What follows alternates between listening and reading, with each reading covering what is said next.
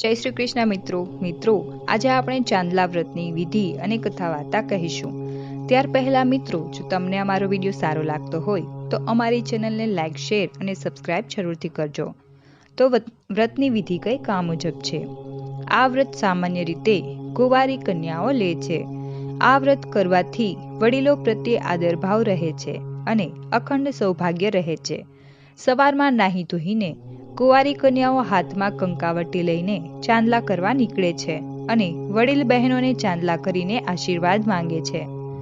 મિત્રો, આ વ્રતની કથા કંઈક આ મુજબ છે। ઉનાળાના દિવસો આવે છે, શાળાઓમાં રજાઓ પડે છે। કુંવારી કન્યાઓને એ વખતે નિશાળે જવાનું હોતું નથી, એટલે સવારમાં સમય પણ સારો રહે છે।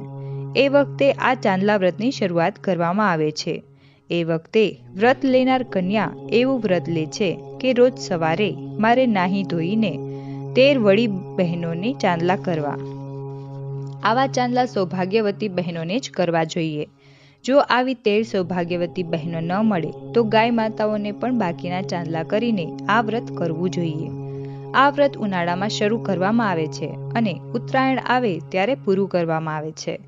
વ્રતની ઉજવણી વખતે પોતાની બહેનપણીઓને પ્લાસ્ટિકના ચાંદલાના 13 પેકેટ ભેટ આપે છે અને દરેકને એક પેકેટ આપે છે। જો આવા પેકેટ ન મળી શકે તો 125 ગ્રામ કંકુ અને કંકાવટી પણ દાનમાં આપી શકે છે। આ વ્રત આમ તો સરળ છે, પરંતુ લાંબુ ચાલે તેવું છે, એટલે જે કન્યા લાંબા સમય સુધી ધીરજ ધરી શકે અને વ્રત પૂરું કરી શકે એવાએ જ આ વ્રત લેવું જોઈએ। વચમાં અધૂરું મૂકનારને આ વ્રત લેવું જોઈએ નહીં। તો મિત્રો, આ હતી ચાંદલા વ્રતની વ્રત કથા। મિત્રો, જો તમને અમારો વિડીયો સારો લાગતો હોય તો અમારી ચેનલને લાઇક, શેર અને સબસ્ક્રાઇબ જરૂરથી કરજો। જય શ્રી કૃષ્ણ।